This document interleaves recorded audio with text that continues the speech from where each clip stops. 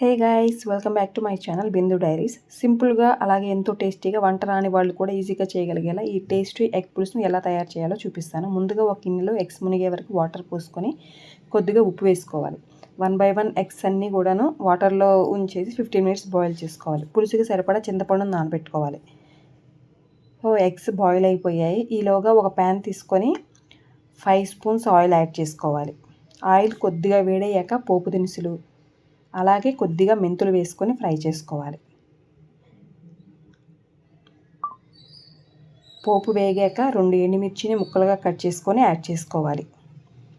ఒక 10 వెల్లుల్లి రెబ్బలను కచ్చాపచ్చాగా దంచుకొని ఆయిల్లో ఫ్రై చేసుకోవాలి. వెల్లుల్లి పచ్చివాసన పోయాక కొద్దిగా కరివేపాకు వేసుకొని ఫ్రై చేసుకోవాలన్నమాట.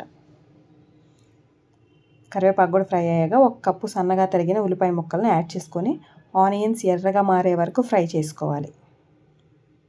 ఇందులోనే 4 పచ్చిమిర్చి చీలికలు వేసుకొని కొద్దిగా పసుపు అలాగే ఆనియన్స్ త్వరగా వేగడానికి కొద్దిగా ఉప్పును వేసుకోవాలి. ఇవన్నీ కలుపుతూ ఫ్రై చేసుకోవాలి.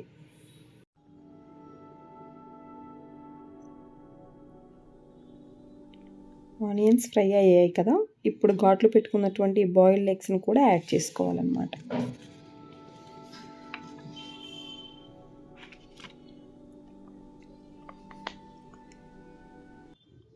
మధ్యలో కలుపుతూ ఎగ్స్ని కూడా కొద్దిగా ఫ్రై అవ్వనివ్వాలి. ఆనియన్స్, ఎగ్స్ ఇవన్నీ ఫ్రై అయ్యాక చింతపండు పులుసుని పోసుకోవాలి. అలాగే కొద్దిగా వాటర్ని కూడా యాడ్ చేసుకోవాలి. టేస్ట్కి సరిపడా కారాన్ని అలాగే ఉప్పును వేసుకోవాలి. వేసిన ఇంగ్రీడియంట్స్ అన్నీ బాగా కలిపి ప్యాన్ లిడ్ పెట్టేసుకొని పులుసు చిక్కపడే వరకు ఉడికించుకోవాలి. పులుసు చిక్కబడడం స్టార్ట్ అయ్యాక 1 స్పూన్ ధనియాల పొడి అలాగే కొద్దిగా కొత్తిమీరని యాడ్ చేసుకోవాలి. సిమ్లో ఒక 5 minutes అలాగే ఉంచేసేసి స్టవ్ ఆఫ్ చేసి సర్వ్ చేసుకోవాలి. టేస్ట్ అయితే చాలా బాగుంటుందండి. డెఫినెట్గా మీరు కూడా ట్రై చేయండి. ఈ ప్రాసెస్లో వీడియో కనుక నచ్చితే డెఫినెట్గా లైక్ చేయండి, షేర్ చేయండి, అలాగే కమెంట్ చేయండి. Bye bye, see you in next video.